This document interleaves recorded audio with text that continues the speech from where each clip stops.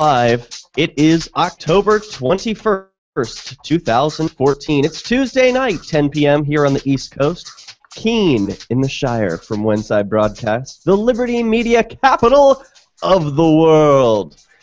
So great to be with you. You know, there's a lot going on in the world of peaceful resistance, and that's what this show focuses on, are the people who choose to say no to authority. Arbitrary authority, that is. We have respect for real authorities, people who are experts in their trade, but I'm talking about people who wear funny hats, government people who order you around, tell you what to do. They believe they know what's best for your life, but I believe you do. So if you agree with me, you can call in. Even if you disagree, take control, share your thoughts. 443-424-8347 is our Hi-Fi Civ Dis line, gets you on the air. You can also send a Skype contact request to Peace News Now. It will be accepted, and then I will put you on the air. You can also tweet at me, DerrickJ, ME. You can see live video of this show at peacenewsnow.com/live and interact with other listeners there in the chat room. Also, send your donations to Peace News Now. Carlos Morales, and we've spoken with you before, Carlos. How you doing tonight? Pretty good. How about yourself? Very good. And you've recently come out with a new book. I'm going to show the audience on video here what the title and everything looks like, but why don't you tell us a little bit about it? Because right now it's free on Amazon.com, isn't it? Yes, it will be available free for just a couple of days, so that it can get some traction and more people will be able to view it. It's called Legally Kidnapped. So for whatever reason, I'm not getting any sound from you. It's clear that it's coming through, but I don't know why. I am just not hearing whatever is coming out of your mouth. So we're gonna just, I don't know, maybe you can connect to us via Skype. But I'll just tell the folks at home that, yeah, Carlos has an amazing book out. It's at Amazon.com. He gave us a little bit of a preview while it was still being written. It's called Legally Kidnapped, The Case Against Child Protective Services. You can download it for Kindle for free. I'm not sure how long that's going to last. Hopefully Carlos will be able to maybe, I don't know, reconnect with us or something. Oh, okay, I see what the issue is. Totally my fault. Okay. Go ahead, you're with us. Okay, so yeah, as mentioned, the book is called Legally Kidnapped, The Case Against Child Protective Services. It can be found at legallykidnapped.net. It'll be available for a little bit of time for free, and when it does go on sale, it'll only be $2.99, which, I mean, that's about as cheap as you can get for a book that is the most comprehensive publication on child protective services that has pretty much ever been written. It also has a lengthy kind of explanation, a how-to guide on how parents can best protect themselves from this agency. And what inspired you to write this book? So I used to be a child protective services investigator in the state of Texas. And though I did not witness as many catastrophic incidences as I do bring up in the book, which was kind of a culmination of stories that I heard and also documents which I were able to, accumulate after a good amount of time. But basically what I saw when I was working for the agency was not only just overt incompetence, but also corruption in the way that the agency was being handled and the incentives by which were given to child protective services in order to increase their income. Like what kinds of incentives? Were you rewarded financially if you arrested kids? So essentially there was something called the 1997 Safe Families Adoption. And passed under him, basically, it was in order to increase the amount of removals that were occurring in homes, right? Increase the amount of times that kids are being taken out. Supposedly, it was in order to better protect families, but what actually ended up happening was $4,000 to $6,000 were given to every single agency for every single child that was removed, with an increased bonus for every time that child was actually special needs. And as a result, after that, you had a dramatic increase in the amount of removals. This is known as financially incentivized removals, which is another word for kidnapping and extortion. Now, outside of that, the only way that child protective services can legitimately stay afloat is if removals keep increasing, right? Because that's how you increase more money, by stating, well, more and more abuse is rampant, more and more abuse is happening, therefore we need more and more money. There's no real incentive to actually fix the given issue. Just in the same way, there's no incentive for public schools to efficiently be run because the only way they continue and get an increase in budget is if they're never really changing or making anything more positive. You can always ask for more money. Legally Kidnapped, the case against Child Protective Services. Who is this book for? This book is honestly, it's for a lot of different kind of groups, and I think a lot of different people could find it interesting because it's split up into so many different parts. So this first section of the book kind of goes into the history of Child Protective Services, which is based under the principle known as parens patriae, which is a legal term meaning that the government not only has the right but the obligation to take care of all minors and those who are mentally unfit to take care of themselves. And as a result of this legal term, in Latin it would mean the government is the parents. The government is the parents. That is completely correct. Now, under that, essentially, public schools were obviously an offshoot of this, but this was more about progressivism, right? Which was the scientific management by corporate interests to deal with the booming unfit savages, which were occurring in America during the early 1900s. And progressives is a word I'm sure your audience is well aware. It might have a positive connotation in some Americans' minds, but it really, the beginning of it was obviously not very positive. And as a result of, you know, these British aristocracies trying to save the Native Americans, save the black population, save all these non-white individuals. In air quotes. Yeah, exactly.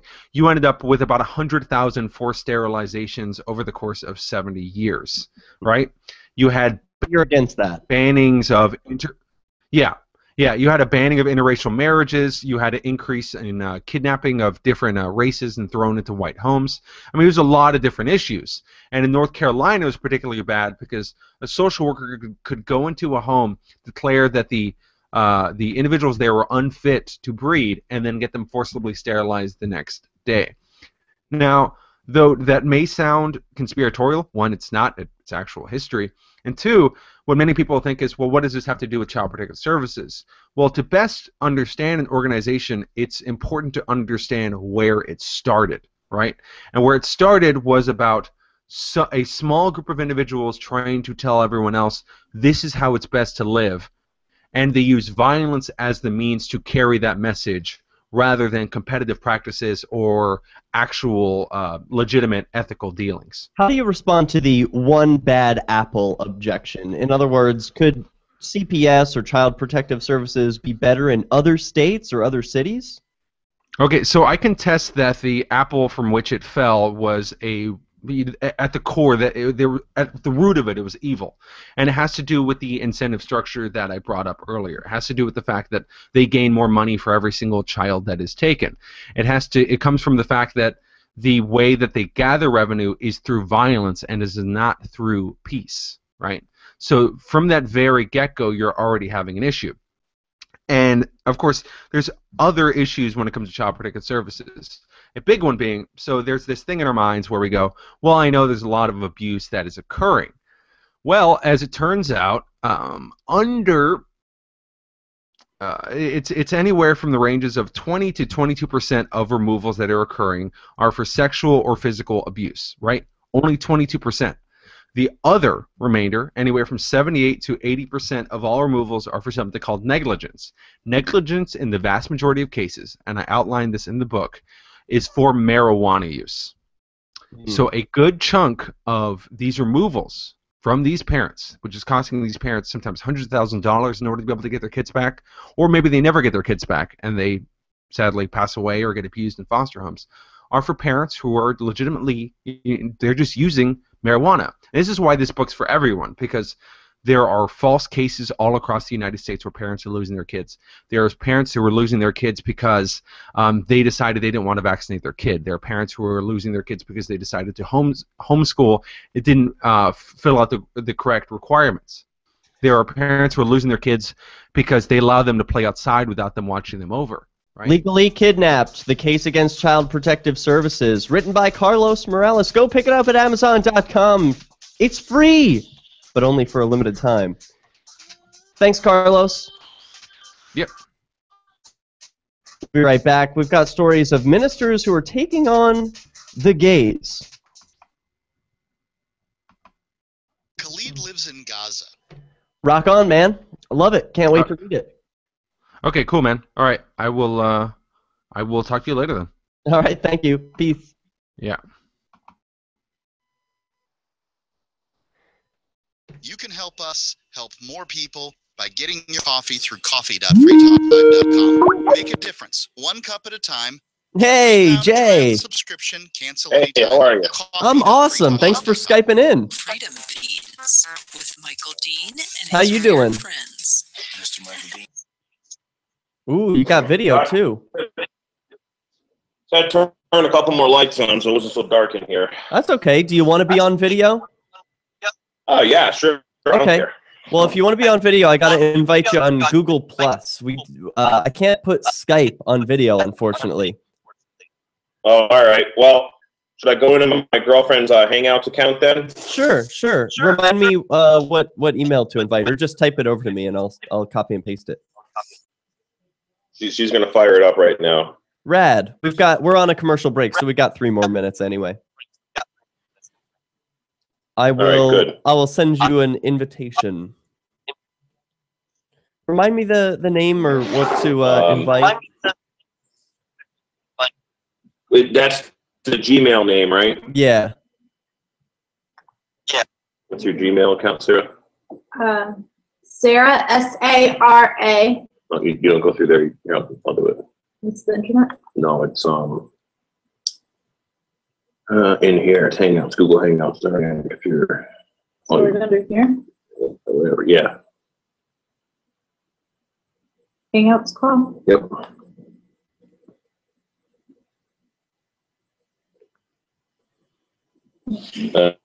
We're getting it fired up.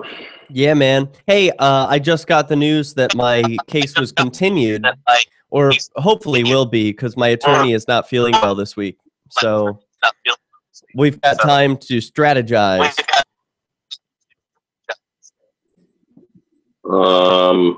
Yeah, good.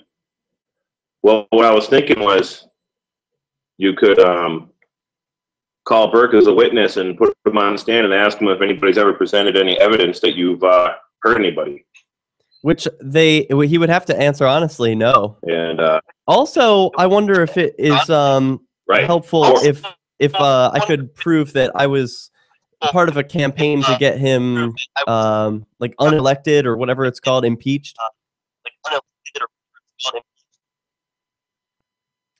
Oh, you were part of the campaign? Yeah. I made signs. Well, I think the best thing to do is to file a complaint with the Judicial Review Board against a judge, and then he can technically never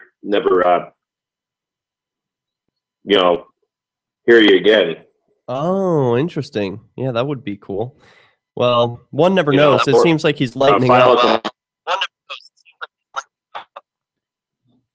Well, you might have to keep his job. Yeah. What is your contact? Is it Peace News Now on Hangouts? Yeah, but I have to invite you to the Hangout. So just let me know what email address to invite, and I'll do that. All right, it's Sarah Martocchio. So SARAMARTOCCHIO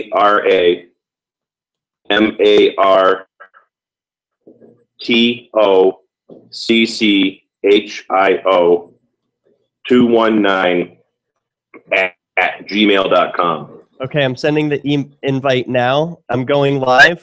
Join us whenever you can. Visit broadcast.lrn.fm to learn how. In the meantime, I'll keep you on Skype, just in case. Welcome back. This is Peace News. We are live this Tuesday, October 21st, 2014. Joining us shortly might be Jay Noon. He's joined the show on occasion to talk about ways to challenge the courts. He is a unique figure in Massachusetts who has stood on principle despite threats from authorities and law enforcers to take his property by force, to threaten him for driving without a license. I'm not even sure he has a social security number. We'll talk about all that and more as he joins us shortly. But first, I want to recap a little bit of this Pumpkin Festival madness before we get into our main story, which is ministers who are filing a federal lawsuit because they don't believe they should have to marry gays. And I agree with them. But first, let's watch this video together of a porcupine enjoying a pumpkin. So this is a Halloween pumpkin porcupine. And for those of you who are familiar with the Free State Project at freestateproject.org, you know that the porcupine is the symbol of free staters, people who have moved to New Hampshire for more freedom. We believe, I'll speak for myself, I believe I am like a porcupine in that I'm gentle, I'm friendly, I want to get along with others, live my life, but you don't want to attack a porcupine. Pumpkin? And here he is eating a pumpkin. So let's talk about Pumpkin Festival a little bit. The media was mocking Keene and its Pumpkin Festival as the white-on-white violence broke out. And Mediaite.com writes, Keene, New Hampshire's 24th annual Pumpkin Festival burst into a riot Saturday night, requiring riot cops, tear gas, pepper spray, and even a response from the governor's office. The festival has a history of violence with over 140 arrests last year. The city has been unable to figure out a way to contain the chaos. But just because the riots occurred at a pumpkin festival and not, say, an anti-police violence demonstration, many felt the right-wing outrage that followed the Ferguson protests was noticeably absent. Cue the mockery. And now you're going to want to see some of these tweets. We've got, right off the bat, one from link to the Boston Globe, where Wesley Lowry writes, don't these people have jobs? And where are the white fathers? What will end this corrosive culture of violence? And then a link to the story. And then a link, this tweet, white people riot for this, puts a pumpkin on stage. Black people riot for this, simulates being shot by a cop. Tina Doopy writes, I am urging the parents of white youngsters particularly to not let their children go out wearing LL Bean. #Keene. So it's very funny that the mainstream media was making fun of this event. Yeah, it's weird to see violence happening in Keene. It's a peaceful, idyllic place where you wouldn't expect this kind of mayhem, chaos, destruction, and real chaos. I'm not talking about anarchy here, because we all know anarchy is about peace, personal responsibility, private property, and respect for others, but it's not about chaos, as it so often gets linked to. But that is actual chaos. What was happening down at Pumpkin Fest was actually chaotic. Now, here's an example of an anarchy that I do like to see. This is a scene from above Keene Pumpkin Fest. I would consider this to be spontaneous order. No one's telling these people where to walk or where to stand, yet everyone gets along the festival just fine. So you can see the drone as it takes off from its ground position here on West Street in Keene. You get a view of Keene's idyllic Central Square. And what's that? Up above on the building, that 3-story building has spotters on top of it. Yep, you can tell there are some government goons on top of not 1, 2, 3, but 4 buildings, which are visible from the sky because of this drone footage. Just an amazing time that we live in to be able to see from the sky, to record video from a drone. It's affordable for home consumers. You've got the leaves changing color in the background, and of course the beautiful mountains beyond. It's just a beautiful sight, and I look forward to Keene Pumpkin Fest next year. I sure hope they don't cancel it. They couldn't think of a peaceful way to resolve the conflict and to eliminate the violence and rioting, and so they're just giving up. They're saying, if we close up shop, maybe the violence will stop, but I don't think that's the answer. As I proposed on Free Talk Live last night, I think the answer is to make the streets safe for partying, to recognize that kids are going to want to riot, they're going to want to have a good time. Block off the streets, have a block party. Make them peaceful. Don't shoot pepper gas or pepper spray and tear gas into the crowds. So, okay, let's go to the main story, and then shortly we'll have Jay Noon on to recap what's going on here in Keene with the concealed carry license hearing that's happening. Not this week. It looks like it'll be delayed, but I've been denied a concealed carry license in New Hampshire, a shall-issue state. Jay has some tricks and tips that he is advising I consider going forward with this hearing. But now, from the WashingtonTimes.com, Idaho's city ordinance tells pastors to marry gays or go to jail. Well, I don't think that's very nice. Idaho, here, let's listen to this story from Washington Times and the Daily Caller. Take a listen. The city of Coeur d'Alene, Idaho, is taking a step many opponents of same-sex marriage feared would come, forcing those with religious objections to perform same-sex marriages or risk facing prosecution for violating non-discrimination laws. Donald and Evelyn Knapp, ordained ministers who oppose gay marriage, own the Hitching Post Wedding Chapel in Coeur d'Alene. Early in 2014, a federal judge in Idaho ruled that the same-sex marriage ban was unconstitutional, but the ruling was put on hold while the case was appealed. When the Supreme Court declined to hear the case, the ruling stood and went into effect. The Daily Signal reports, quote, on Friday, a same-sex couple asked to be married by the Knapps, and the Knapps politely declined.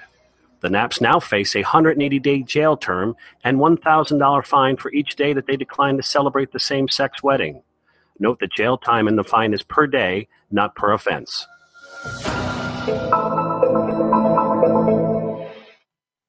Okay, so totally crazy that, it's per day, not per offense. So these pastors are facing $1,000 in fines every single day that they don't marry these gay people. Well, shouldn't it be their choice? I mean, don't they own this property? Don't they set the rules about how to use it? It's my belief that, bigoted as these people may be, they've married 35,000 people. They're doing good on the whole. They're generally making society more, grounded in relationships. I think marriages are a generally good thing. And I know in the freedom community that might be unpopular to say. There's a lot of polyamory or people in multiple relationships in the freedom community, at least the one I'm a part of. But I'm into monogamy, and I think that marriages are sort of the bedrock foundation of society, not just marriages, but family, people making long-term commitments to each other. I think this is important, and these pastors apparently agree. Though we disagree about marrying gays, I think they should have the right to say no. And who wants to be married by people who don't want to marry them anyway? We've got more of this story plus Jay Noon when we come back. This is Peace News. Free Press Publications is an independent alternative media and Okay, sorry about that. So, did you get the email that I sent to Sarah? Yeah, I just did. Like, rock on. Come in. I take that up. Can you hear me? Hold on. Yes. I'm still here. My attorney is feeling ill and filed a motion to continue today. Oh, okay. Yep. All right. Sorry, that was Daryl stepping in to ask a question. No problem.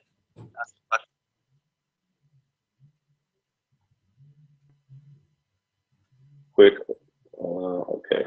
So this is not running through the Hangouts app. It's running through the internet, which is fine. Okay. Okay. I guess.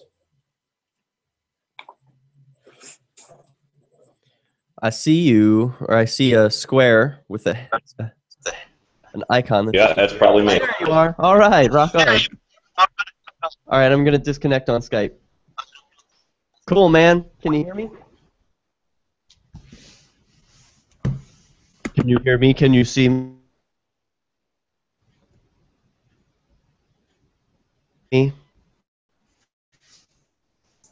I don't know.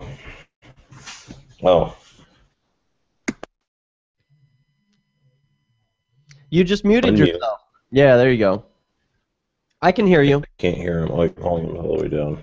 I can hear you. I will keep talking until you can hear me. What about now? I hear you. All right, cool. Thanks for joining us, man. It's good to see your face. Good to have you on video. Oh yeah. I appreciate this is nice. jumping through those those hoops to do that. So what was I just thinking? Oh, damn, a spider. Boom. No non-aggression principle for him.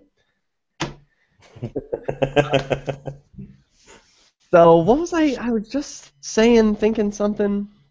Man, I totally lost it. About the attorney, about the tricks. You're I lost you it. said you got to continue with your case.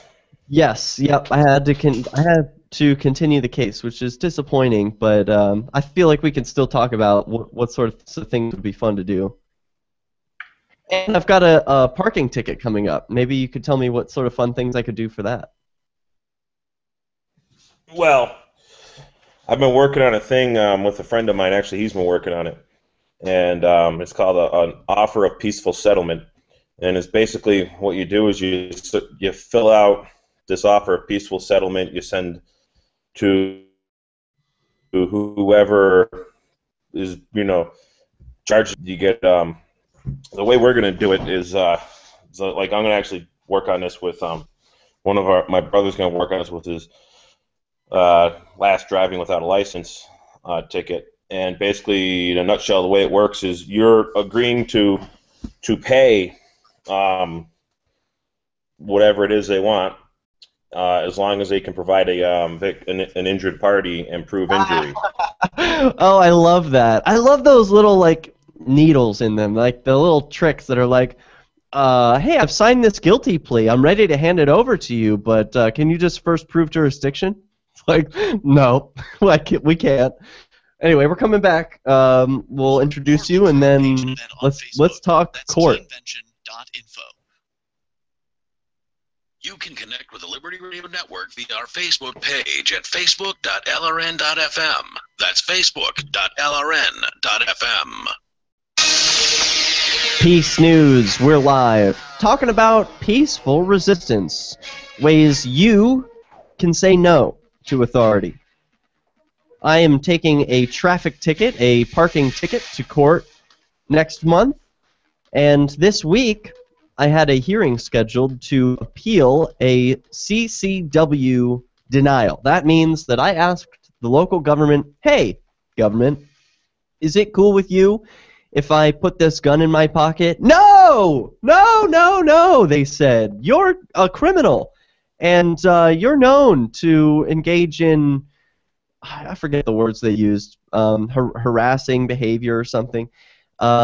Assaultive or threatening behavior. That's exactly the words they used. And that's not true. So I decided to appeal that, meaning I took it to the local court judge to say, hey, judge, adjudicate this. I don't think this guy is right when he says I'm assaultive or threatening. Well, here joining us tonight is Jay Noon. He's been a guest of Peace News in the past, and he is what I would consider to be an expert on unique strategies for court. You've got some strategies that I have never heard before, and you're always dreaming up new ones. Tell us the latest, Jay, about this appeal for peace. What did you call it? An offer of, and basically the guy who really dreamed this up is a man named Carl Lentz, and well, he's the one who's really laying it out well and talking about it.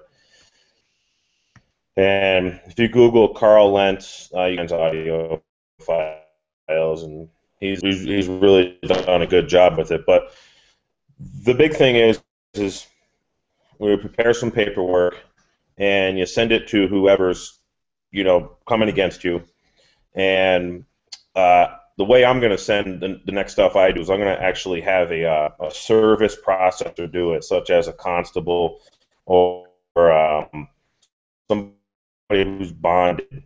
Right. And they're going to serve this offer of peaceful settlement on the next police officer. So the offer of peaceful settlement basically states, ask them question me, did I injure you? If so, who did I injure? It's about 20 or so questions, and it also asks if they have any evidence that a code applies. They'll never answer it. Is what's going to happen.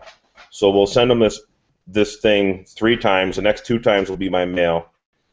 and then we'll go for a default judgment on them, and we're going to charge them money for damaging us. However it is, if we are arrested or if we've been arrested or had our car taken or been deprived any, rights. So you could have a little fun with this with a traffic ticket because, I think you should get $400 or $500 an hour to go to court.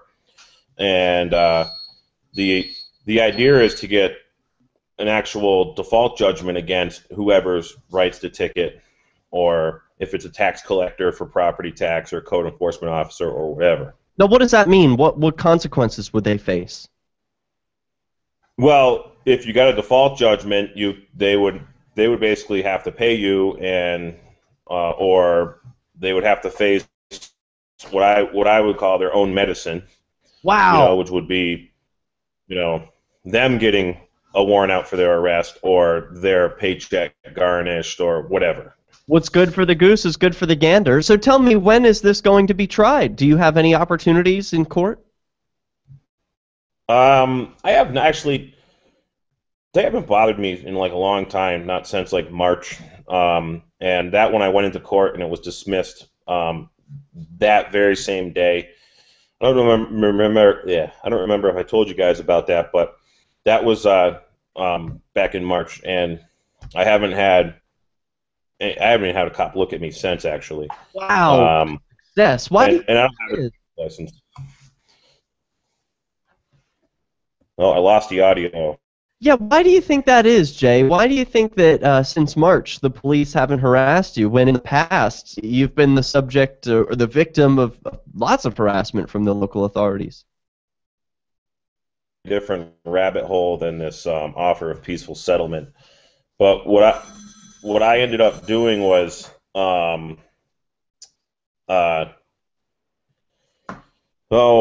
did some paperwork. Actually, I think I talked to you and Dobby Barker about this one time. I did some paperwork that I filed at the Secretary of State's office that essentially dissolved the all capital letters trust name.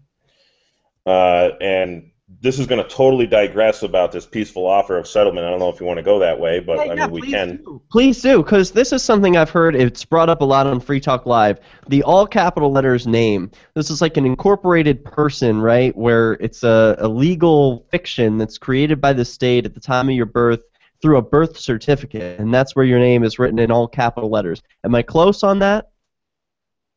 Oh, yeah. What you said is actually exactly accurate. So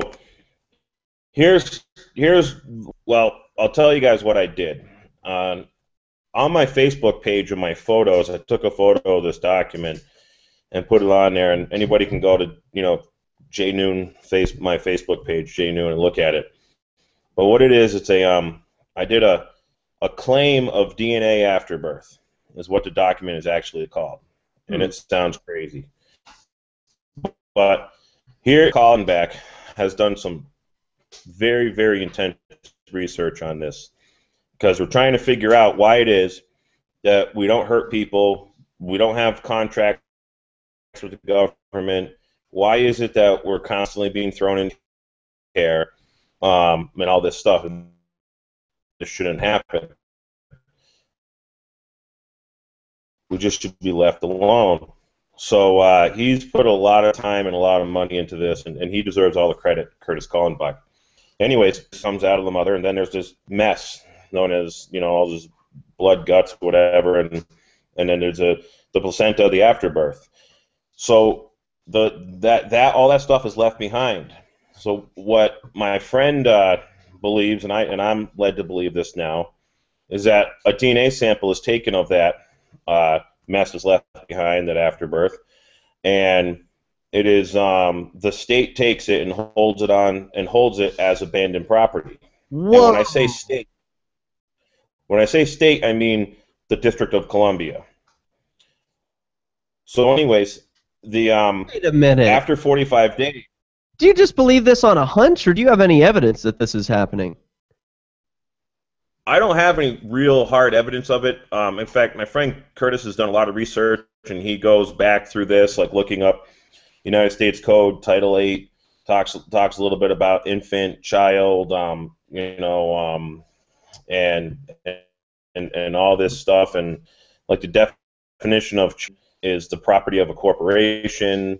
It's also defined in the United States Code as a corporation, children, because this will be like calling a man or a woman a person, as far as I'm concerned. Well, we don't have that much time left. In the remaining minutes, I'd like to know, what are your suggestions for folks who have to go into court? Are there any tips that your average person could use that will give them a little bit better advantage when they go into court? Yeah, first off, you go to court, you're not going to win.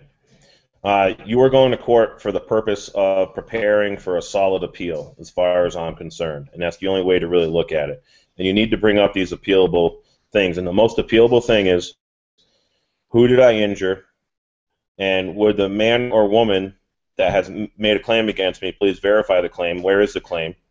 And they'll say it's State of New Hampshire. So ask for Mr. or Mrs. State of New Hampshire to appear, and then object. And if you don't know what to say, just say the word object. Get object on the record, and then you'll be found guilty and go to an appeal. These courts are stacked against us, and they're the purpose, and they're not for us. And the judges, there's no nothing's going to happen to these judges for making false judgments. They'll still get paid. They'll still get their pension, so it doesn't matter to them. Offer of peace, object, and you're always going to lose in court. Get ready for the appeal. Great tips, Jay Noon. Right. I look forward to hearing more from you. Thank you so much for joining us on Peace News tonight. When's your next trial? Do you have another event in the news? I have nothing. Well, actually, yes, I do have an event. My appeal, I'm in U.S. Appeals Court on my property tax thing. That's my next thing I got going on. What's the date on that? Well, they haven't set a date. They said it's going to be in the December session, and they haven't given me a date. Okay, yet. Sometime in December. Man, that'll be that is important. That is really important. I look forward to that, and I hope that you have a lot of success. Thanks so much. And I've seen some of Carl Lentz's. I've seen him on one Ridley Report video, and I like it. I look forward to hearing more from you and from him. So thanks again. I really appreciate the tips and for your time tonight.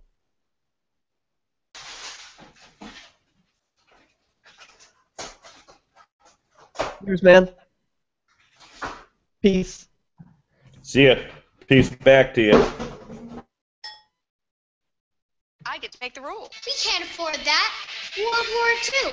I miss your mother too, but we're going to have to do the best without her. Go Redskins! Bravo! Well done. Boy, I wish you were mine. You know, my two girls are grown up, but you still couldn't pay me to watch one of their a cappella shows. What inspired you to create this amazing ballet? I'm really inspired by the theme of my dad paying any attention to me at all. Now, at the end, I hear she just put the game up on the big screen. I don't know where she gets it. This is the Onion News Network. The three most important things you can do for LRN.FM are: 1. Let your friends know you're listening to LRN.FM on your social networking profile. 2. Buy the things you buy online through shop.lrn.fm. 3. Give $5 a month to the AMP program at amp.lrn.fm. It's my firm belief that the AMP program is the best use of your charitable dollar among liberty-oriented groups. Support all your favorite organizations, but make sure you give $5 a month to the AMP program at amp.lrn.fm. This Your Family Today tip is brought to you by Little Drums. Every bit as fun as a full-size Nestle drumstick cone, and definitely cuter. Visit us at drumstick.com. Vacations are all about family time, but you don't have to leave home to have fun. Take 1 weekend a month and devote it to family activities. Pull out the board games and puzzles, serve up some treats, or have a picnic. Even without leaving home, you'll feel like you've really had some time away. For more tips like these, visit us at parenthood.com/yourfamilytoday. If you can't listen to the Liberty Radio Network's internet streams, free satellite channel, or radio affiliates, no worries. You can listen to LRN.FM from any phone, anywhere. Add this number to your phone.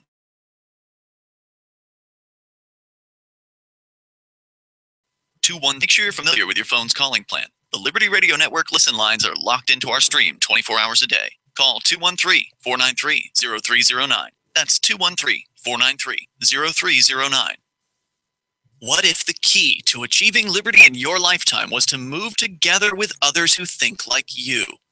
Liberty activists are joining the Free State Project, which is over 70% of the way to its goal of 20,000 participants. And they're already making the move to New Hampshire. The successes are piling up and are proving the Free State Project is a real movement and no longer just a great idea. When you're planning your move, consider Keene. Keene is famous for its civil disobedience and non-cooperation, and there's plenty of political opportunity as well. From demonstrations and vigils to outreach and volunteering, there's a lot going on in Keene. Keene is the liberty media capital of the world, with television, talk radio, and more, all originating here. Though it's more than just activism, with regular social events each week. See what's happening at freekeene.com and get connected with video, audio, free books, a forum, and activist tools you can download and use in your area at freekeene.com. That's freekeene.com. While our satellite channel is free to listen to, it's not free for us. You can help us cover our satellite costs with the chip in on the right side of the page at lrn.fm.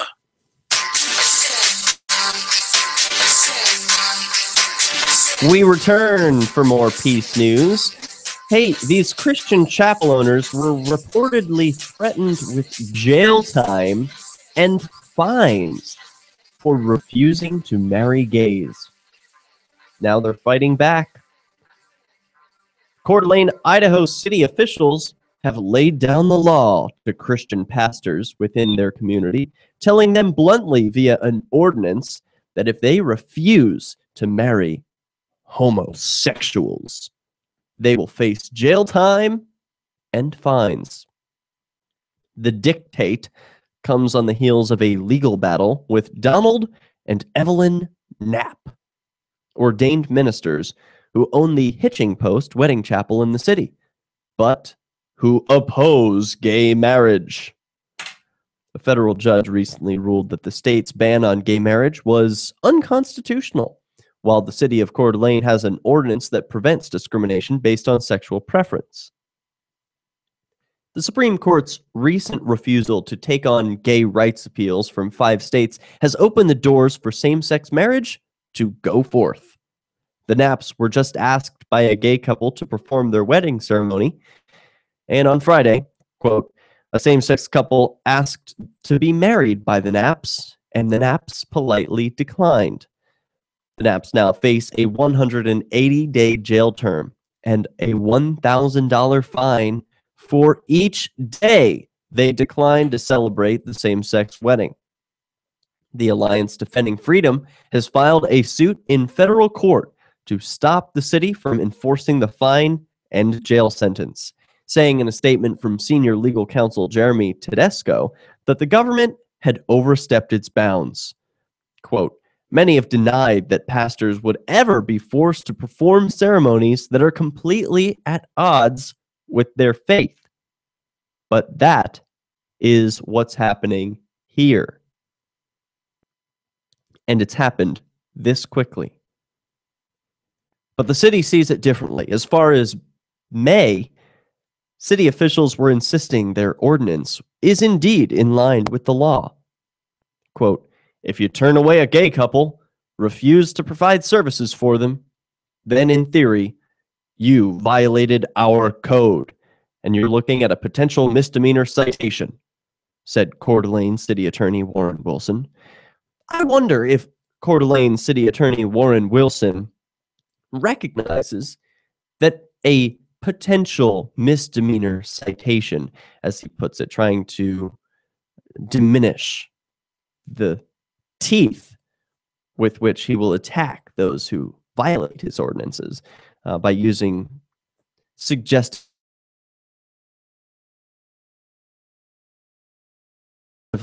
this 180 days, half a year in jail for the crime of politely refusing to serve someone. Now, who owns you? Do you own you? If you own yourself, then you get to make the rules about who you serve and who you don't. But if the government owns you, well, then it would make perfect sense that they could tell you who you have to serve and who you don't. But that would make you their slave. So these pastors who, by the way, have married 35,000 people during their career, are now facing jail time, life without liberty, and $1,000 every day for simply saying no. Now, I believe they should have the right to do this. And as a gay guy, this is like super important for me to talk about and make sure that this hits the ears of the gay community, because there are enough of the people who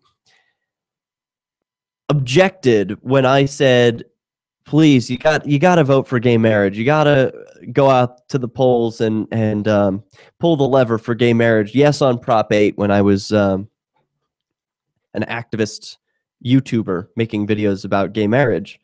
I would beg people to go, vote for these issues.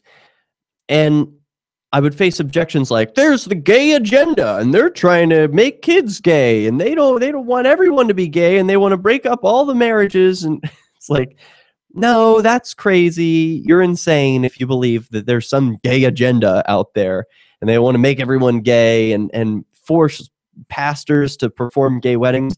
I never in a million years imagined that this day would come. But here it is, where I have to say, gee, I'm sorry, guys. I didn't realize that the quote-unquote gay agenda would be so forceful, that gays, once they had a little bit of taste of power from the government ring of power, once they got control of the government gun, they said, all right, hands up. Now you're all going to marry gays.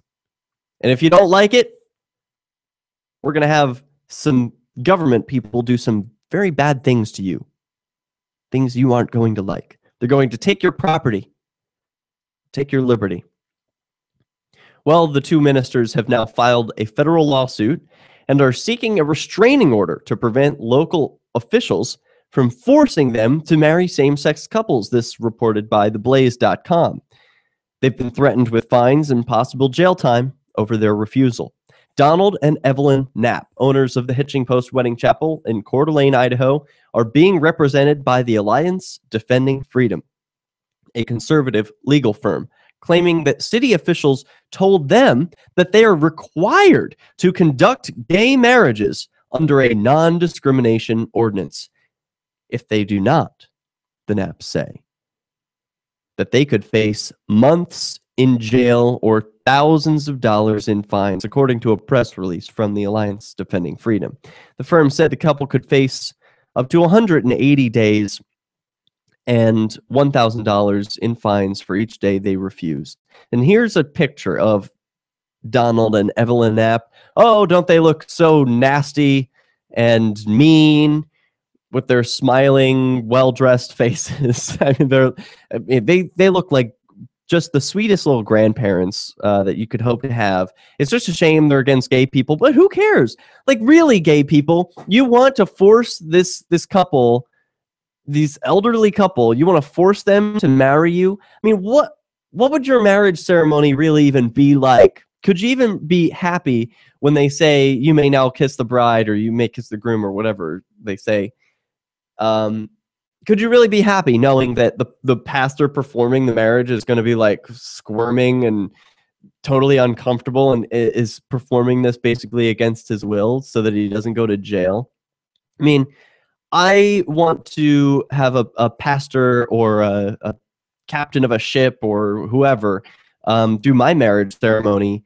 I want them to sort of enjoy it, to sort of be there voluntarily, not coerced into the situation. I'd rather incentivize them with like money or just the regular way. So each day the Knapps decline to perform a requested same-sex wedding ceremony, they commit a separate and distinct misdemeanor subject to the same penalties. So in a same-sex wedding ceremony for just 1 week, they risk going to jail for over 3 years and being fined $7,000. An apparent refusal reportedly came last Friday when a man called the chapel 2 days after gay marriage was legalized in Idaho to inquire about a same-sex ceremony. The couple declined to perform the wedding, essentially placing them in violation of the ordinance. They subsequently filed the lawsuit. Now, I wonder, did this gay man who ended up calling to find out if he could get married there, is he the one who complained, or are they just aware of this ordinance, that there was no complaint? In fact, the man just said, "Oh, you don't want to perform gay weddings? That's fine. See you later. I don't want to give you my money." And then some busybody bureaucrat said, "Oh, hey, now I have to step in. Sorry, this wasn't a match, guys. Here, let me use violence to make this match happen. You, sir, you, pastor, you have to perform this marriage, or I'm going to throw you in jail in a state rape cage where bad things will happen to you. And you gays, here, now you get what you want. See, look at the fake smile on his face. He'll do your wedding." Yee. While some might be wondering why ordained ministers are purportedly being forced to marry gay couples, consider that the Hitching Post Wedding Chapel, which opened in 1989, is a for-profit business, which means it is not exempt from local non-discrimination regulations. That said, the Alliance Defending Freedom claims that Donald and Evelyn Knapp perform religious ceremonies, which include references to God and Bible scripture. The firm is fighting back, arguing the couple should not be coerced into taking actions that violate their faith. Now, yeah, there might not be a legal precedent for this, but I'm going to make the moral argument here that Donald and Evelyn Knapp own themselves. They own their bodies. They own their business. And they have every right to negotiate or not with whomever they wish. Are we not the masters of our own destiny? I believe we are. But it takes the courage to actually live that way. This is Peace News. Hey guys, Mark Claire here, lionsofliberty.com, where we strive to advance the ideas of liberty daily. We bring you the Morning Roar. That's right, every Monday to Friday we'll have a brand new edition of the Morning Roar, where we provide a roundup of some news stories that you may not find in the mainstream media or even in your typical social media newsfeed. We find stories that relate to the ideas of liberty and provide you with our liberty perspective on them. Every Monday, we have our longest running feature, Mondays with Murray, named after the great libertarian Murray Rothbard, where we'll examine an article or an excerpt from his works and help convey his view, along with our little spin as well. We wrap it all up every Friday with Felony Friday, where our own John Odermatt goes out and takes a look at some sort of felony. There's felonies committed every day, whether it's a felony committed by the police, a politician, or even an average citizen. You can find all of this and so much more over at lionsofliberty.com, advancing the ideas of liberty daily. DVD, books, music, instruments, periodicals, computers, software, electronics, photo, cell phones, office products, home and garden, bed and bath, furniture, kitchen, pet supplies, automotive, hardware, apparel, shoes, jewelry, grocery, healthcare, sports and outdoors, toys, games, used, and more. It's a department store at your fingertips. Shop.lrn.fm. Get all your shopping done, get a great deal, and a portion of your purchase goes to benefit the Liberty Radio Network when you shop at Amazon via shop.lrn.fm. Are you a political activist who does things that the government might not like? Then this free ebook may save your life. Rats is your guide to protecting yourself against snitches, informers, informants, agents provocateur, narcs, finks, and similar vermin. Rats was written by OG libertarian Claire Wolfe. Rats is a short book, easy to read, and available free in many formats. Download Rats free at rats-nosnitch.com. That's rats-nosnitch.com. More Peace News Now is coming up next, live after the news, here on the Liberty Radio Network, LRN.FM.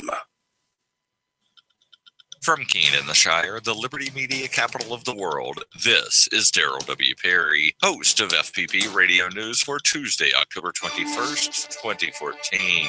Silver is trading at $17.55 per ounce. Gold is valued at $1,252 per ounce. And according to BitcoinAverage.com, the average price of Bitcoin is $388. Antiwar.com reports, having apparently lulled Iraq's Kurdistan regional government into to a faulty attacks across their frontier yesterday, testing their defenses and seizing some small towns. Also part of the slain territory was the town of Karatapa, not far from the city of Mosul, where the Islamic State fighters infiltrated the town disguised as Peshmerga and then fought off Kurdish reinforcements. The attacks appear to coincide with Turkey's announcement that they are going to allow Peshmerga fighters to traverse Turkey to enter Syria and fight the Islamic State fighters over Kurdish territory there.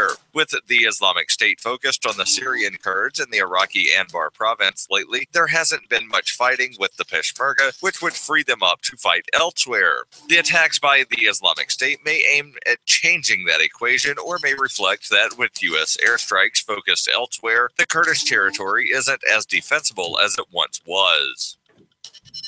FPP Radio News is brought to you by Roberts & Roberts Brokerage. For over 35 years, Roberts & Roberts has been a trusted source for buying and selling your investment-grade precious metals. They now take Bitcoin for purchasing precious metals so you can turn your profits into a long-term investment. Call Roberts & Roberts today for knowledgeable advice on investing. 800-874-9760. The Associated Press reports Colorado health authorities suggested banning many forms of edible marijuana, including brownies and cookies, then whipsaw away from the suggestion Monday after it went public. The Colorado Department of Health and Environment told state cannabis regulators that they should limit edible cannabis on shelves to hard lozenges and tinctures, which are a form of liquid cannabis that can be added to food and drinks. The suggestion sparked marijuana industry outrage and legal concerns from a regulatory work group that met Monday to review the agency's suggestion. Colorado's 2012 marijuana legalization measure says retail cannabis is legal in all forms. Karen McGowan, the department's deputy executive director, said, "If the horse wasn't already out of the barn, I think that would be a nice proposal for us to put on the table." Talking to reporters after the work group reviewed the department's proposal, McGowan insisted the edibles ban was just one of several proposals under review by cannabis regulators. Lawmakers have ordered state cannabis regulators to require cannabis-infused food and drink to have a distinct look when they are out of the packaging. The order came after concerns about the proliferation of cannabis-infused treats that many worry could be accidentally eaten by children. Statewide numbers are not available, but one hospital in the Denver area has reported 9 cases of children being admitted after accidentally eating cannabis. It is not clear whether those kids ate commercially packaged cannabis products or homemade items. ExpressCoin is the best choice for buying Bitcoin, Litecoin, Dogecoin, and more. ExpressCoin prides themselves on their customer service, so much so that the back end on the website should allow them to be even more focused on your needs. Get your cryptocurrencies with money order, check, wire transfer, or cash deposit. Get started at expresscoin.fppradio.com. That's expresscoin.fppradio.com. Reuters reports court records released on Monday show Alabama's powerful Republican State House Speaker was indicted on 23 criminal counts of corruption by a grand jury. Mike Hubbard, who helped guide Republicans to majorities in both houses of the Alabama legislature in 2010 for the first time in 136 years, was indicted on Friday of charges that included using his office for personal gain and legislating with a conflict of interest. According to the indictment handed down by a grand jury in Lee County, Hubbard solicited favors from a range of powerful Alabamians, including former Governor Bob Riley and several business leaders. The charges are all Class B felonies, which under state law each carry a minimum of 2 years and a maximum penalty of 20 years in prison and a $30,000 fine. Speaking outside the Lee County Jail on Monday, Hubbard's attorney, Mark White, said he would fight the charges. This has been FPP Radio News, online at fppradio.com. I mean, it's just so hard to believe that it's really all gone. It was in this living room 3 weeks ago that the Talbot family discovered their DVR had suddenly and inexplicably crashed, deleting more than 5 years' worth of recorded live events and miniseries. I keep having flashbacks to that day, to that moment when I realized everything was gone. You know, you hear stories about people who mismanage their device settings, but you never really think it could happen to you. Honestly, it feels like some sort of a dream. Like, when I wake up, I'll be able to just go downstairs, turn on the TV, and all the episodes will be there again. as if nothing had ever happened. Friends and family of the Talbots have pledged their support, organizing DVD donations and offering passwords to online streaming services while the family struggles to move on. We know that we'll never be able to replace all the hours of programming that we had, but I think in the end we'll be just fine. As long as we have our 5 seasons of Seinfeld on DVD. This is the Onion News Network. It's Peace News. We're back. It's the top of the second hour here.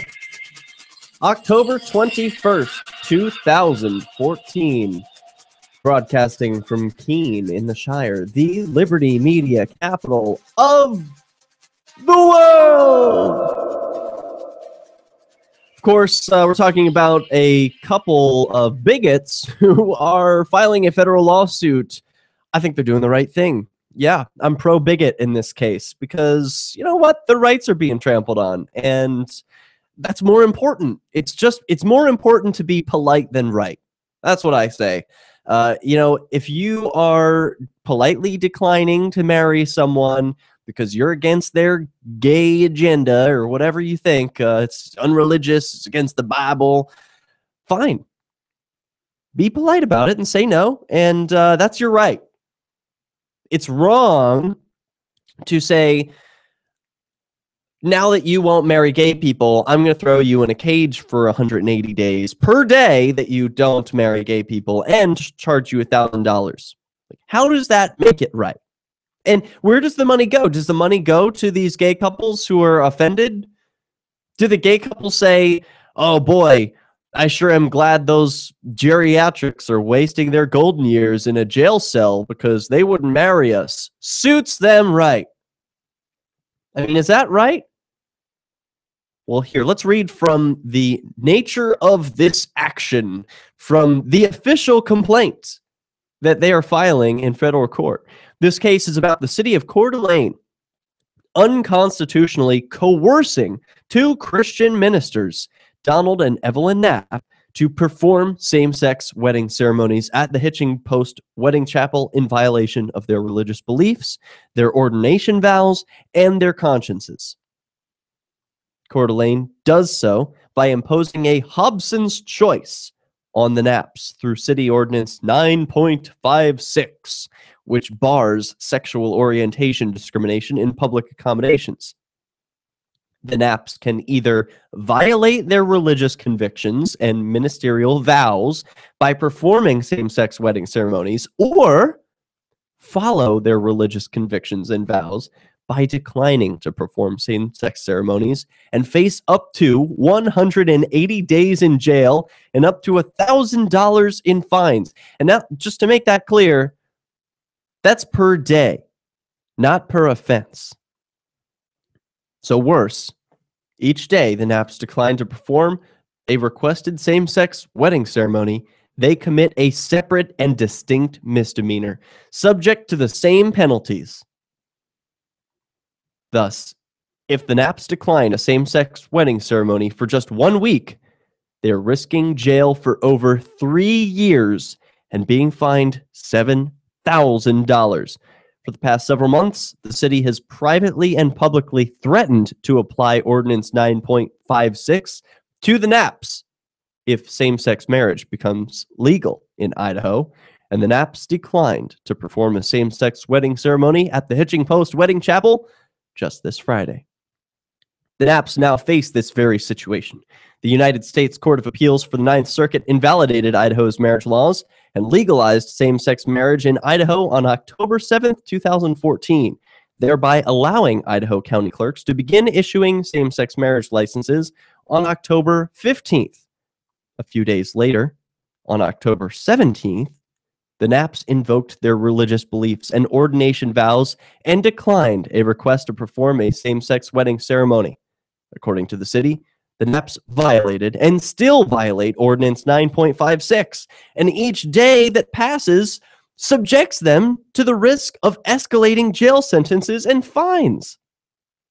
Because of the immediate and irreparable harm the Knapps are suffering to their constitutionally protected rights, they urgently need this court to issue a temporary restraining order enjoining Ordinance 9.56 as applies to them.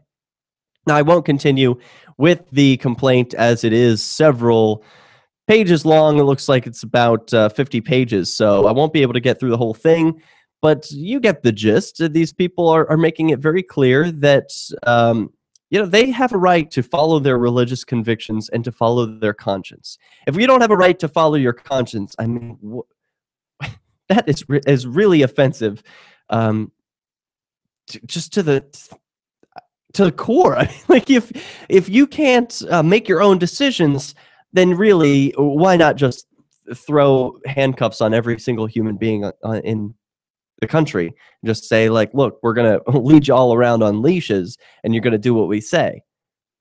Because if people don't have the freedom to really choose what sorts of things they'll do, like, this really bothers me about the people who are forced to make cakes for gay people who are forced to perform wedding ceremonies. I mean, what if people were doing the opposite? Imagine the opposite, that you were going into a gay people own there's a gay shop in Philadelphia that I used to like to go to, that we lovingly referred to as Homo Hut. It was 13th Street Pizza, and so in the gayborhood, lots of gay people in the area. They sell condoms and lube, so they know their clientele, and they imagine if someone were to go into this gay-owned pizza shop and start screaming obscenities or saying, you faggots, and saying nasty things about their sexual orientation or who they love. Do you think that the pizza shop owner should have to serve them? Should they be legally required? Or do you think that pizza shop owner should be able to discriminate against bigots who come in and start calling them names? No, I believe that a business owner, if he owns himself and if he owns the business, has the ultimate authority to make that decision. To say, I don't really want you in our store. I don't want your business, thanks.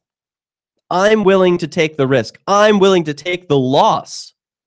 Maybe all the bad press too.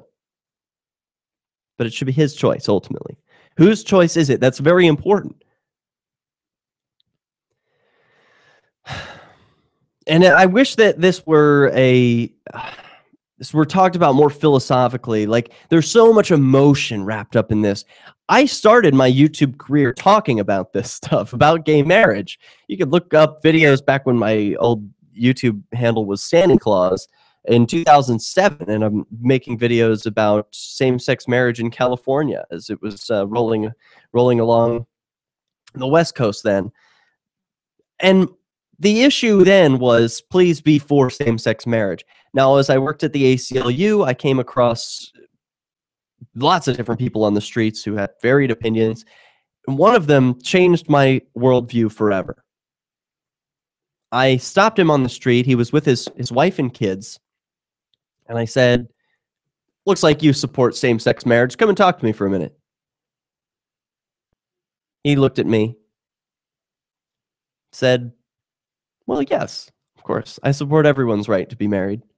I knew it. I was in a liberal area of New Jersey, and of course, most everyone I talked to was going to support same-sex marriage. But he looked at me and paused and said, but I don't support same-sex marriage. In fact, I don't support straight marriage. I don't support any state involvement in marriage. And that, like,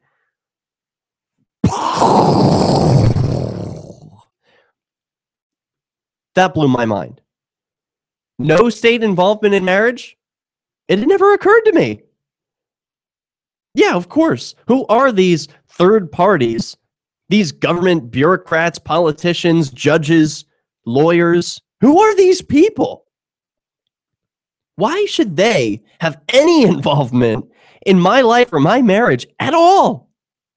Why is it that my rights or my benefits or privileges or my ability to see my loved one in a hospital, why should that be contingent on some bureaucrat in DC or Philadelphia or any other major city? I mean, why should these bureaucrats or these government people with fancy hats Why do they get to decide who can be married and who can't? Well, it turns out there's an interesting history to that. Marriage licenses came around in the U.S. to stop interracial marriages. Don't believe me? Look it up. We don't have the time to get into it. This is Peace News. You can call in, take control, 443-424-8347. If you want to move to the free state and you're looking for some real estate, well, I know a guy who's really great. It's the realtor Mark Warden. Do you want a home with 20 acres, a lakeside cabin, any takers for renters, buyers, and sellers too? Mark Warden is the guy for you. PorcupineRealEstate.com. Since time began, tyrants have taken aim at personal liberties. Now there's a movie that aims back. The government has no more right to tell us what to put in our bodies than they have to take our guns or tell us what books we can read. 6 drug police were eaten by bears while raiding a marijuana farm. On your knees, you dirty hippies! Jesus. On your knees! What's the problem, officer? Today, many cops who enforce pot laws do so only because it provides them with cushy jobs, good benefits, and a chance to push people around. I was an undercover narcotics officer. The drug war is nothing but a farce. The Second Amendment says you gotta keep you and your gat intact. Guns and Weed, The Road to Freedom. A film by Michael W. Dean and Nima Vadavi. DVD available now at gunsandweed.com or on Amazon. That's gunsandweed.com. Makes the perfect gift. Remember, that's gunsandweed.com. Did you know that you can listen to LRN.FM 24/7 via our free-to-air satellite channel? From Mexico to Canada, our signal covers nearly all of North America. All you need is a view of the southern sky, an affordable receiver, and a dish as small as 30 inches. There are no monthly fees. Learn more at sat.lrn.fm. Plus, if you're a broadcaster or want to be one, this is a good delivery method for our content. See our coverage map and get details at sat.lrn.fm. That's sat.lrn.fm. Every day you make investment decisions. When you do business with and hold U.S. dollars, you make an investment in the soundness of the moral philosophy and the potential longevity of the United States hegemony. People who claim a monopoly on violence around the world. If this is the investment that you want to make, please keep listening to LRN.FM. If not, stop using their currency. Use Bitcoins. Get educated. We use coins.com. Here's a chance to do a little activism while you're cruising Facebook, Twitter, or Google+. Between the LOL cats, the recipes, the hot girls, and the inspirational sunrise memes, Free Talk Live's posts pass by your newsfeed. Like them, comment. It gives us more exposure. If you don't see our posts, click like at facebook.freetalklive.com and then hover over it to click Get Notifications. It's an easy way to spread the ideas of liberty a bit further. I know you're busy, but you can spare that 1/10 of a calorie it takes to click on something. facebook.freetalklive.com.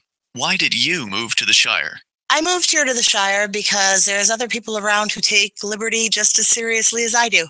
I moved to the Shire because I saw videos of people challenging authority and thought that I could get support myself. It called to me, like, do this right now. I wanted to be around people like me who got it. And once I got here, I knew there was nowhere else that I wanted to be. I've always wanted to change the world. So I moved to the Shire to... Hello, this is Peace News. We are on a commercial break. What's your name? Where are you calling from? I'm calling out of Scranton, Pennsylvania.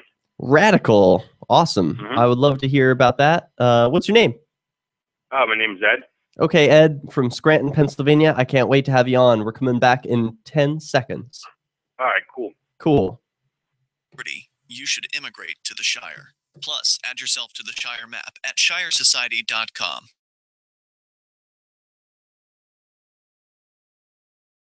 That's shut into more ears. Visit promote.lrn.fm for a free bumper sticker, flyers, banners, graphics, and more. Promote.lrn.fm.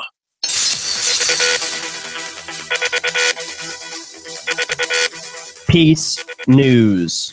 You can catch us live at peacenewsnow.com/live. There you'll see a chat room where you can interact with other listeners. I'm signed in there chatting. You can also call in 443-424-8347 or send a Skype contact request to Peace News Now. That will be accepted, and then I will put you on the air, just like Ed in Scranton, PA. Go ahead, Ed. Ed, you are live on the air. Go ahead with your thoughts. Not hearing anything from you, Ed. I will leave the line open in case Ed rejoins us, but his line is unmuted, and so he should be able to go ahead and say anything that he would like. If there's some sort of problem, maybe he can just call in, get reconnected. But I apologize for that radio silence. We'll get him on. I don't know, why he got disconnected. We were just chatting seconds ago. Okay, here we go. There we go. Sorry about that, Ed.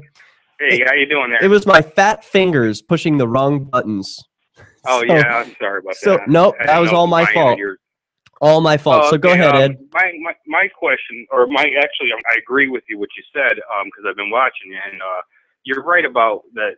These lawyers and doctors, lawyers and government should stay out of people's marriage lives, and especially if it's a gay. That's a really touchy subject.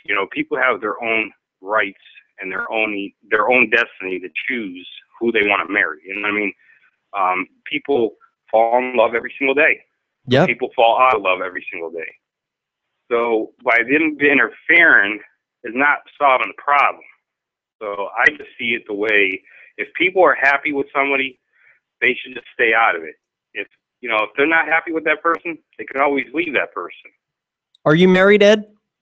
Me, no. I've never been married. I have a child that I take care of through the court system because the mother brought me to court, and I see her on the weekends, and I take care of her on the weekends. I live by myself. I go to work and take care of everything I got to take care of. But marriage I took very seriously because I took the Bible, the words out of the Bible very seriously. If I was going to love somebody and to cherish somebody and be there for somebody, death to us part, I would have to take that very seriously. And a lot of people I know, a lot of my friends that are married, they go and get married and then they're divorced in 3 years. Mm-hmm. And then I say to them, well, how come you took the vows though?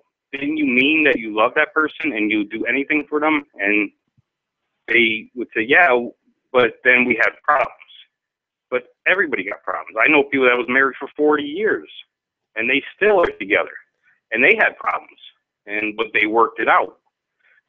That's And right. they never had Everyone no has legal problems, but you choose to work it out. I think that's what makes the difference between long-term couples who stick it out. They just make the choice that, look, we're going to stay together. This is important to us. We've built something here. We've made a promise in front of all our friends. This is something that we're going to stick with. Exactly, and I agree with that. And it has to be their decision. It shouldn't be the courts. It shouldn't be judges or any of these people. It should be the person. And it takes two people to stick together. It doesn't take. Would you attend a wedding ceremony, gay or straight, where the pastor was being coerced into performing the ceremony? Yeah, I would go. Yeah. If it was one of my friends and they wanted me to support them and be there for them, yeah, I would. It doesn't upset you that these pastors are being forced, in other words, being threatened with jail time and fines if they don't perform the ceremony? I understand where, they're being forced and, there's a lot of problems going on with this world. But, you got to realize that if they're being forced, they still have a voice to speak up and say no. They can sit there and say, no, we don't have to do this. And, they should stick their grounds, basically. Yeah. That's the way I see it. And that's what they're doing. I applaud their efforts. I think it's wonderful. What do you think about state-involved marriage altogether? You stayed out of it? Yeah, the state should stay out of it. Awesome. I love it. Stay out of it 100%. Cool, man. It's between the couple, like I said. That's my opinion. Any other thoughts you want to share with us tonight, Ed, in Scranton, PA? No, that's pretty much all I have. And I just wanted to say a great show, and I subscribe to you, and I'll be watching more. Cool. Thank you very much. I appreciate that. Oh, you're Ed. welcome. All right. Yep. Cheers. You can call in like Ed by dialing in 443-424-8347. Love to hear from you and hear your thoughts. We've got Nathan in the chat room talking about marriage and commitments. and how it blows people's minds to hear that the state shouldn't be involved. But look, it's a pretty popular opinion. Ed's calling in, sharing the same view. Now we've got a story of not quite peaceful resistance, but this is too interesting to pass up. Netherlands says, okay, for biker gangs to fight the Islamic State. Yes, this story from The Hague, AFP. The Dutch public prosecutor said on Tuesday that motorbike gang members who have reportedly joined Kurds battling the Islamic State group in Iraq are not necessarily committing any crime. Quote, joining a foreign armed force was previously punishable. Now it is no longer forbidden. Public prosecutor spokesman Tim de Bruin told AFP. You can't just join a fight against the Netherlands, he told AFP after reports emerged that bikers from the No Surrender gang were fighting Islamic State insurgents alongside Kurds in northern Iraq.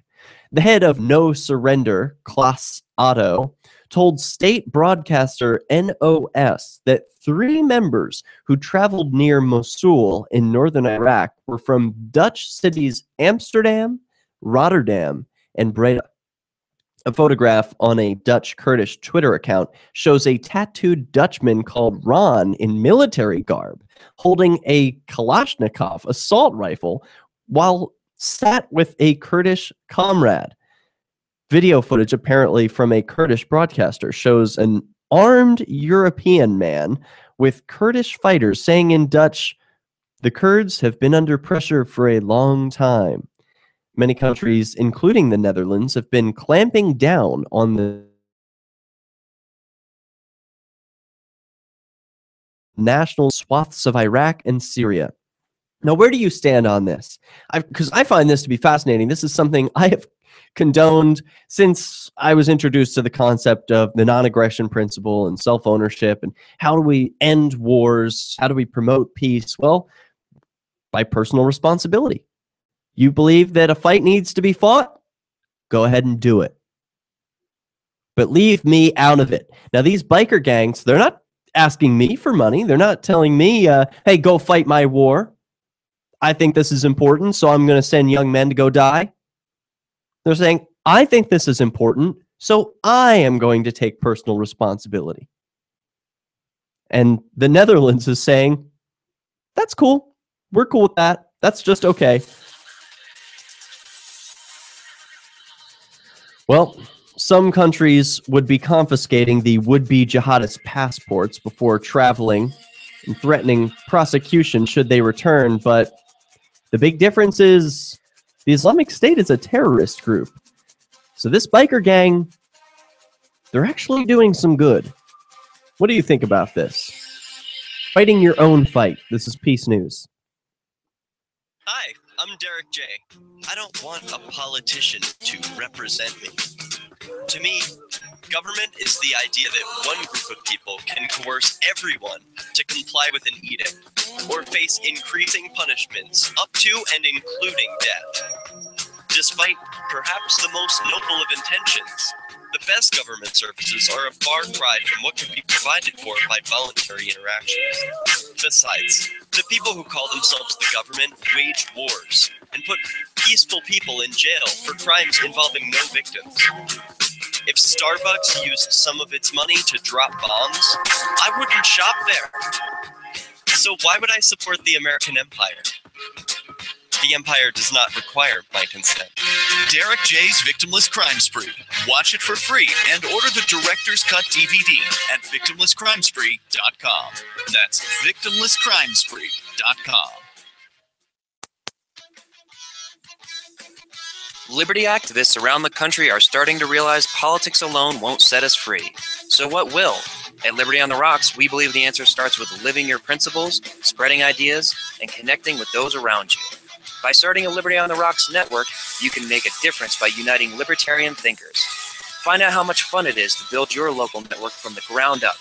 Visit libertyontherocks.org today to get started. Keenvention is coming up October 31st through November 2nd. Get your tickets now at keenvention.info. Keenvention is your chance to meet dozens of key liberty activists from across the Shire.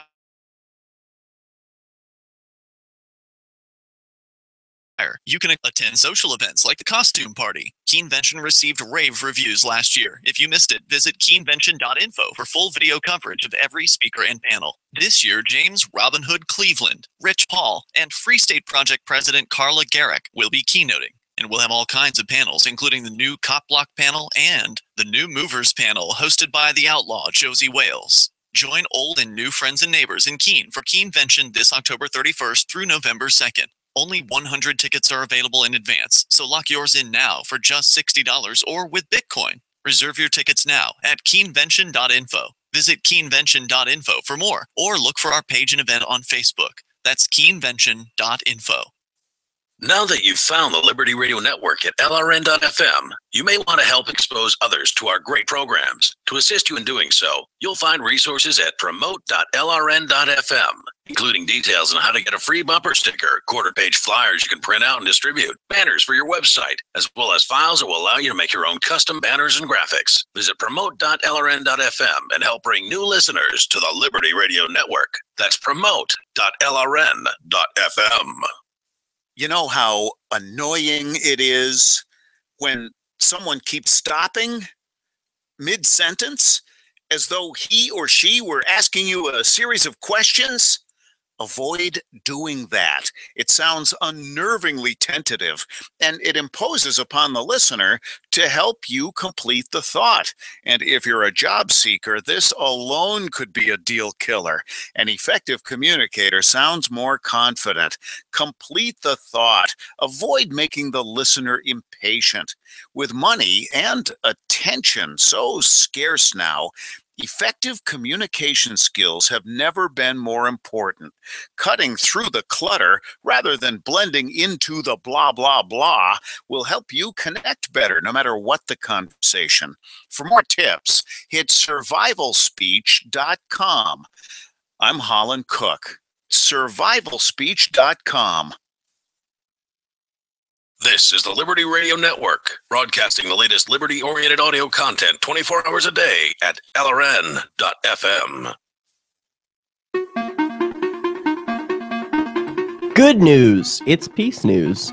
And we're back. We're talking about accountability, personal responsibility, and voluntarily joining a fight on behalf of good, not waiting for others to do your fighting for you. This gang of bikers in the Netherlands is saying they're going to go fight the Islamic State. Well, power to them. The minister or some just going to another country and fighting someone like the Islamic State is that it's listed as a terrorist group. And that means that even preparing to join the Islamic State is punishable. But that's not what they're proposing. They're going to fight these guys. The Dutch citizens could not, however, join the Kurdistan Workers' Party, the PKK, as it is a blacklisted terrorist organization by the Ankara and much of the international community. Dutch citizens fighting on the Kurdish side would, of course, be liable to prosecution if they committed crimes such as torture or rape. But this is also happening a long way away, so it'll be very difficult to prove. That's a good point. Don't know if they're actually going to be able to prove any of the allegations when they're thousands of miles away. Now, let's turn, as we only have half an hour remaining in the program, to antiwar.com. Always the best place to go to for headlines about the continuing wars in the Middle East. And we see just updated minutes ago, the latest from antiwar.com. Iraq Prime Minister rules out foreign boots on the ground. There's video of the U.S. air drops weapons into ISIS's hands. Turkey to allow Peshmerga to cross into Kobani, and Ukraine used cluster bombs evidence indicates. Plus, American Jeffrey Fowle released by North Korea, and 60 killed as Yemen's Houthis clash with Al-Qaeda. There is a lot going on in the Middle East, and this stuff is just not reported by the mainstream media. So we count on alternative media and independent media like antiwar.com to fill us in on what's happening. So here's where U.S. humanitarian aid is going to ISIS. These are U.S. airdrops, weapons, right into the hands of the enemy. Take a look at this video. So we see a tent. Yep. What looks like a parachute with a bunch of goods here. So what's this? Well, on Monday, White House Deputy National Security Advisor Ben Rhodes said the U.S. government was confident that the emergency airdropped supplies for the Kurdish forces near Kobani were falling into the right hands. Quote, "We feel very confident that when we airdrop support, as we did into Kobani, we've been able to hit the target in terms of reaching the people we want to reach. What I can assure you is that people want to receive that assistance. Those are the civilians in need. Those are forces that we're aligned with in the fight against ISIL, the government's preferred acronym for ISIS. And we take precautions to make sure that they're not falling into the wrong hands." Oh, but what's this? What's this that you're seeing on video here on your screen? Oh, well, that would be ISIS accepting the weapons that the U.S. so generously airdropped onto them. So I ask myself, with these continuing wars overseas, with these endless wars in the Middle East where the U.S. drops bombs and sends weapons around the world, do they have some sort of incentive to keep these wars going? Do they have some ulterior motive for screwing up? Whoops! We meant for these weapons to go to one group, but they actually went to our enemies. It takes a seriously incompetent army to literally send grenades airdropped in shipment containers for use by your enemy. Like, that's a really stupid thing. It's beyond the level of government incompetence. It's like criminally incompetent. It's deadly incompetent. I mean, you could die. The wrong people are going to end up dead because of this. So this is the story from thedailybeast.com. Rhodes was responding to questions on Monday about a report that U.S. humanitarian aid was flowing into ISIS-controlled areas near Kobani by truck. That aid was mostly food and medical supplies, not the kind of lethal weapons in the new ISIS video. So, yep, that's what we just saw with our own eyes. So we can see that ISIS is receiving these weapons. Now, let's turn to the story of the American who was released from North Korea. This story from CNN.com. Detained in North Korea has been released and is returning home as we speak. Jeffrey Fowle was arrested at a North Korean airport in May for allegedly leaving a Bible at his hotel. This is a CNN interview with him from last month. Independent religious activities are forbidden in the secretive country. 2 other Americans are still being held there. The U.S. State Department had this to say about Fowle. He has been evaluated by a doctor and appears to be in good health. He has, however, been in detention in North Korea. We will continue to provide any necessary consular assistance to him. We obviously have been providing it to his family. We will continue to provide it to him in the coming days and weeks if he requires that.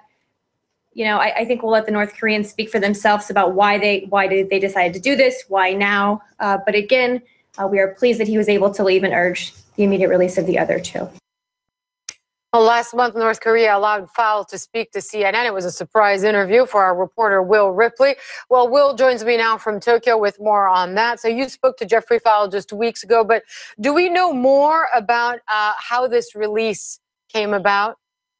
Well, clearly, Hala, this was all happening. These were discussions that were happening out of the public eye. I did reach out to my source in the North Korean government for a response to this, and I just got an email back a few minutes ago saying that they will get back to me with some sort of comment.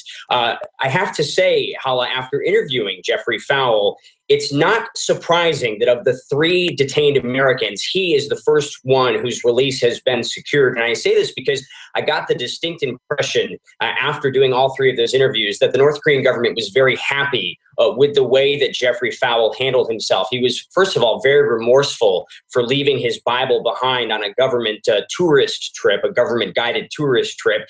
And he also had a sheet with talking points, and he hit the key points that I think the North Korean government was trying to convey to the United States. He made an emotional plea to be reunited with his family. Listen to what he told me. I need to let people know that I'm getting desperate. I'm getting desperate for help. I understand that there are 3 Americans in detention now here in the DPRK, which I think is the most since the Pueblo incident. And you have no communication with the others? No. I don't know the name of the third guy. I know Ken Bay's been here for the longest. Kenneth Bay. I'm sure he's desperate to get back. He also mentioned that the U.S. government should send some sort of high-level envoy to secure his release. And he also talked about how he made a point to talk about how the North Korean government was treating him very humanely, keeping him in a hotel, allowing him to take daily walks with a government escort. So it seemed as if they were quite pleased with how he handled himself. And now, as you see, he's on his way home. And what about the 2 others? They're still being detained, including Kenneth Bay, whom he mentioned. Kenneth Bay, who spoke with us and revealed some pretty telling information, considering he's serving a sentence of hard labor, but he's the only prisoner at the camp, or at least he was at that time. And then, of course, Matthew Miller, the young man who was convicted of tearing up his tourist visa seeking asylum. During our interview with him, he didn't answer some of our questions. He gave very short answers to others. He didn't use all of his allotted time. And I did get the impression from the North Korean government that they were less pleased with how Miller handled himself. And, just a few weeks after that interview, he was sentenced and is now serving hard labor for his crimes. Those rambunctious kids, they're just not as remorseful as the old folks, the religious folks. Oh, well. Good to see how the game is played, though. Why do people go to unfree places? Why go to North Korea if you're not just going to report on it? This is Peace News. Shiny badges on your jacket. Shiny badges. This is Davi Barker from ShinyBadges.com, and I just want to personally apologize for airing a jingle week after week, month after month, that turned out to be such an infectious brainworm. So to make it up to you, I'm offering a free gift. The next time you make a purchase at ShinyBadges.com, write worms in the transaction comments, and I'll send you something weird. Free Talk Live, the show where anyone can call about whatever they want. And we do mean anyone. If you're doing something very interesting, or you have a reputation for doing something very interesting, yeah, then you become more interesting to track. I love how dramatic you are. Then you become... Oh my! Damn. Well, I worked in psychotropic substances when I was working for the CIA. Yeah. So you were testing what, LSD or that sort of thing, or what?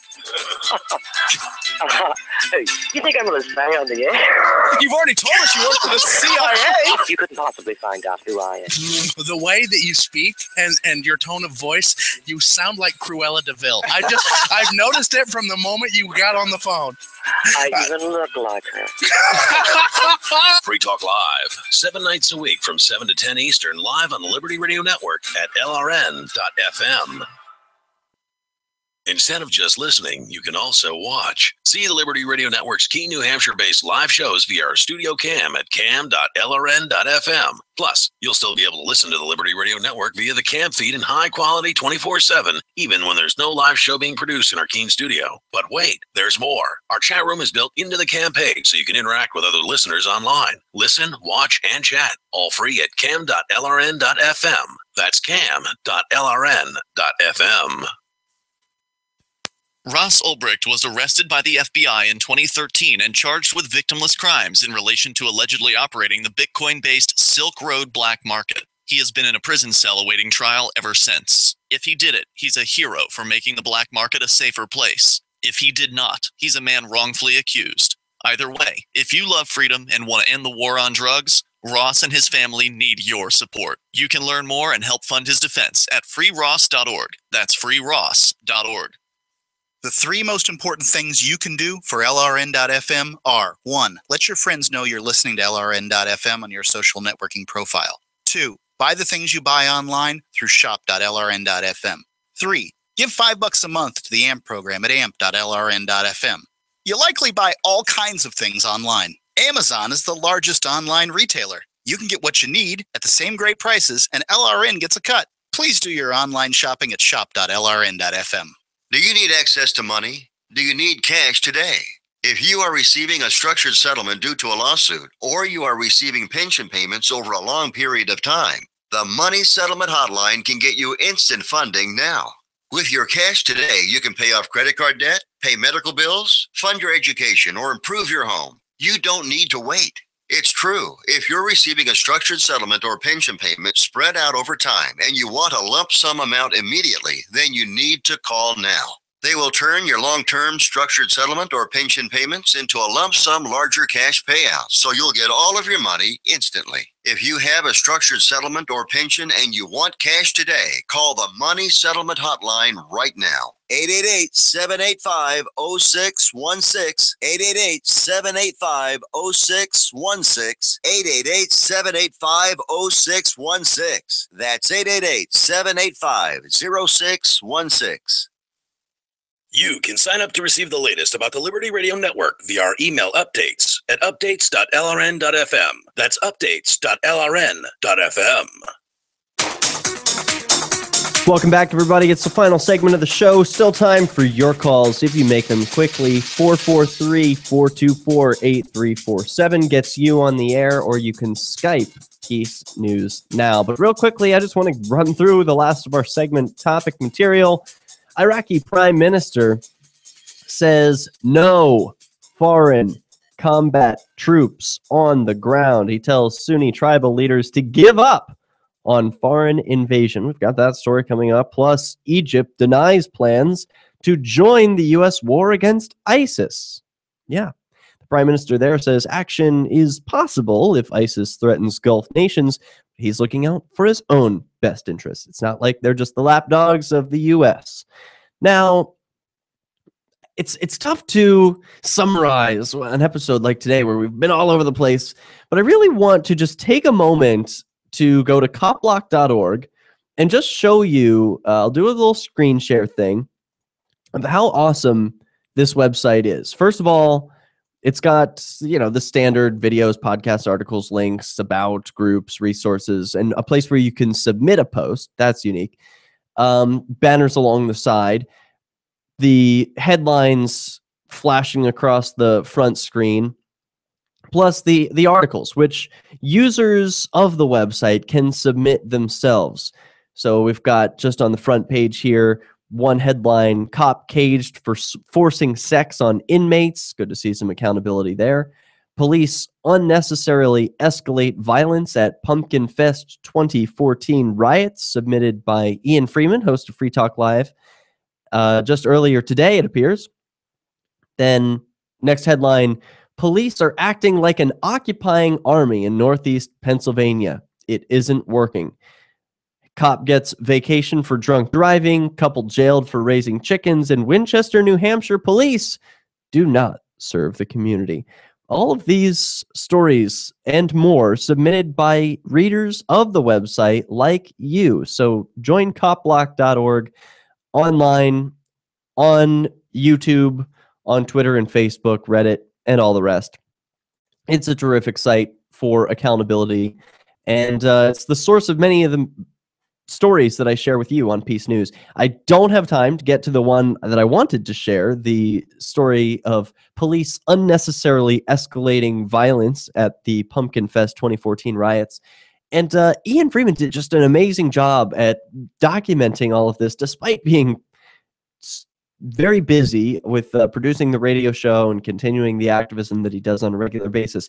In addition to that, editing videos and producing content, blog posts, providing interviews to media sources, just an amazing amount of work. And I urge you to go check out what he's compiled over at copblock.org and his article, Police Unnecessarily Escalate Violence, because that sort of thing, that's what we need activists documenting. I was too afraid. Totally honest. I was too afraid to go out to the riot. I was afraid I was going to get hurt. It looked to me like that way. And I didn't want to go out with a video camera to capture the reality of what was happening. Although that is valuable to do, I couldn't perceive of a way I could do that safely. Now, Ian was going to get the job done regardless, but he was able to think creatively enough to get up onto the roof or balcony of a student's apartment and capture video from a safe distance. So he's got a lot of great material. Check it out at copblock.org. All right, let's move on to the anti-war stuff. This is important to talk about on a show like Peace News. The Iraqi prime minister reiterates no foreign combat troops on the ground. Well, is that what Obama's been saying? Iraqi Prime Minister Haidar Abadi today reiterated his opposition to the use of any foreign combat troops in Iraq, saying, quote, no ground troops from any superpower, international coalition, or regional power will fight here. Absent from Abadi's comments are the foreign troops already in Iraq, which includes a small number of Australian troops, U.S. military advisors, and an unknown number of Iranian Quds Force fighters. Abadi's comments rather reflected an opposition to sending such troops of offensive missions to retake lost territory, and came with a warning for Sunni tribal leaders to give up on the idea of foreigners retaking the ISIS-held territory for them. Ultimately, foreign troops are likely to be more of a case-by-case basis for the Abadi government, with discreet aid from Shiite ally Iran undoubtedly much more welcome than troops from Saudi Arabia or other Gulf nations which have suggested involvement, but which aren't on good terms with Iraq's ruling Shiite government. So there's a lot at work here, and I'm going to screen share a picture of a map here. We've got a map of Iraq, and you can see Iran and Turkey and Syria and Saudi Arabia and Jordan and Kuwait are its borders here. And they all have different politics of the region. They have different religions. They have different histories of warring factions. The borders that we see here on the map, they aren't so hard and fast as the borders of, say, Vermont and New Hampshire might be. You know, there's no, or maybe North and South Korea would be a better example. There's no clear-cut border. These things are always changing. People consider themselves to be a part of different cultures, or maybe they consider themselves to be a country on their own. Well, what does Egypt think about all this? Egypt denies plans to join the U.S. war against ISIS. The prime minister says action is possible if ISIS threatens the Gulf nations. Reading from news.antiwar.com, Jason Ditz writes, yesterday, Egypt's military junta was loudly and openly courted by the U.S. as a coalition partner for the new ISIS war. But the pledges of support appear to have been wildly exaggerated. The junta today insisted Egypt has no plans to take any direct action in the ISIS war, with Prime Minister Ibrahim Meleb saying the country is focused on internal stability, not overseas operations. Well, isn't that interesting? What a concept. Egypt, concerned about what's going on at home, internal stability, not overseas operations. Boy, the U.S. could learn a thing or two from that. Meleb did raise the possibility that Egypt would join the ISIS war if ISIS started posing a direct threat to the GCC nations, including Saudi Arabia and its allies. But there is no sign that ISIS is anywhere near doing that. And that would be really stupid when you think about it, wouldn't it? ISIS knows who their allies are and who their enemies are. So are they going to spread themselves too thin by pissing off a bunch of their enemies that are surrounding them. No, they're going to play the field the best they can, piss off what small enemies they think they can conquer without pissing everyone else off, and gain what land they can. They've been doing this in Iraq for the last almost a year, I guess, and it looks like they're poised to continue. And I thought that the U.S. had Iraq under control. Didn't they do some sort of invasion in 2003 that we've been suffering through for the last 11 years? Yeah, it doesn't look like they've got things under control over there. Finishing up the story from antiwar.com, Jason writes, Egypt's massive military is heavily funded by both its dominance of the Egyptian economy and billions in U.S. aid, and historically has been eager to intervene across the Arab world. The junta, however, is having a lot of internal stability problems since seizing power in a violent coup last year, and is likely reluctant to send troops abroad to fight when they may be needed at home for more massacres of protests to ensure their continued role. Yeah, that's really creepy because, you know, when I read this originally, I thought, oh, Egypt, yeah, they want to take care of their what's going on at home. But really, it seems like they want to have their troops at home in case they have to squelch protests, which we may remember took place during the Arab Spring of yesteryear. Wasn't that centered in Cairo? Or at least during part of it, there were huge marches in the streets, protests in the center of Cairo. I forget what the name was at that time. I think it was still being called the Arab Spring. For our final segment, I want to turn to that story that I teased from Ian Freeman. This reading instead from freekeen.com. He writes, Alex Mushi's report from the streets during the PumpkinFest 2014 riots reveal why the situation did not improve with the police's unnecessarily violent tactics. Rather than only arresting people who were causing violence and destruction, the police were targeting people crossing arbitrary lines and partying on private property. For ongoing PumpkinFest riot coverage, please visit freekeen.com. And we'll have to leave it there because we're out of time for tonight. But you can catch Peace News Now 7 days a week at peacenewsnow.com. Catch all the things that I'm doing at DerrickJ.me. That includes Bitcoin Talk Show, Cop Block Radio, which is tomorrow, and Free Talk Live on Monday nights. That's DerrickJ.me. I want to thank all our listeners and those of you who donate at peacenewsnow.com/sponsor. Free Press Publications is an independent